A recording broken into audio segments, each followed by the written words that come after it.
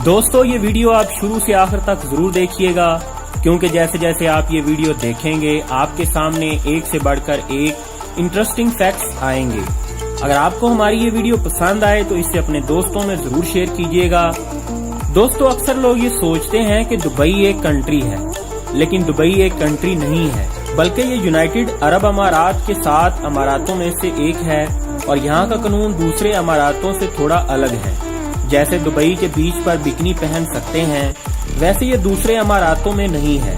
आपने बुर्ज खलीफा के बारे में तो जरूर सुना होगा, लेकिन बुर्ज खलीफा अब पुरानी हो चुकी है। दुबई में बन रही है एक नई बिल्डिंग जो बुर्ज खलीफा से भी ऊंची बनेगी।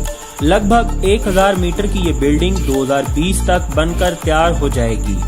दुबई की सबसे ऊंची बिल्डिंग ये बिल्डिंग होगी। दुबई एक ऐसा शहर है जिसकी ग्रोथ दुनिया के किसी भी शहर से कहीं ज्यादा है।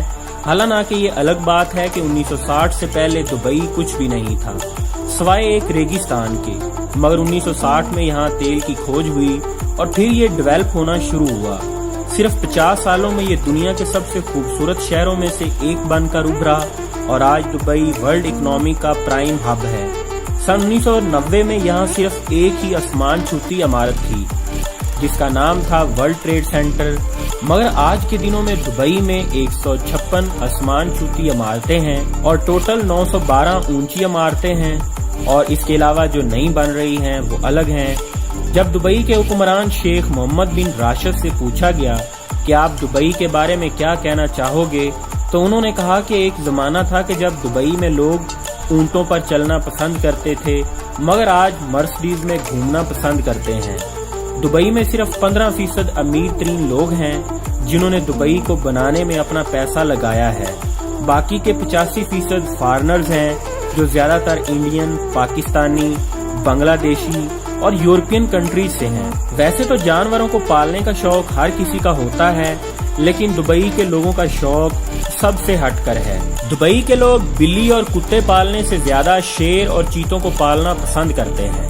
दुबई में जुमा की नमाज के लिए जुमा को तो छुट्टी होती ही है, पर 2006 से यहाँ संडे को भी छुट्टी होती है। दोस्तों दुबई को सोने का शहर भी कहा जाता है।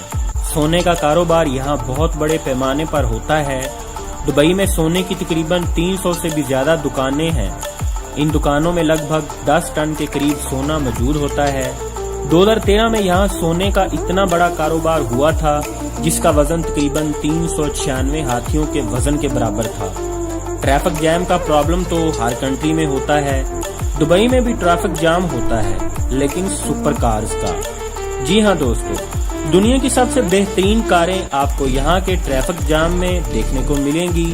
जब बात फजूल खर्ची की हो तो इसमें भी दुबई सबसे आगे है।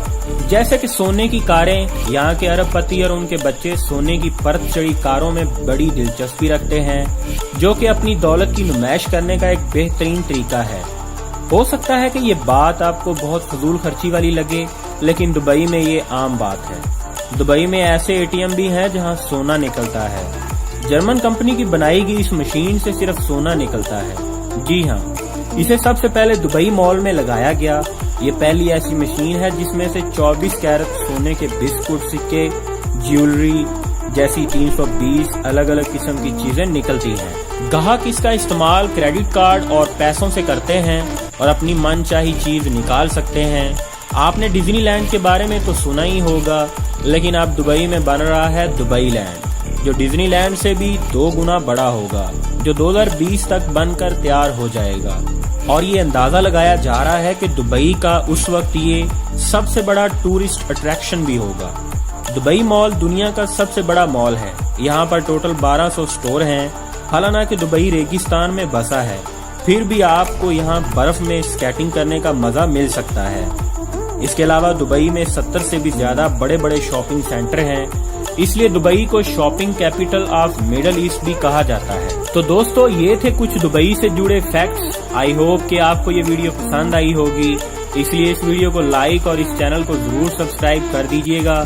आज की वीडियो में इतना ही।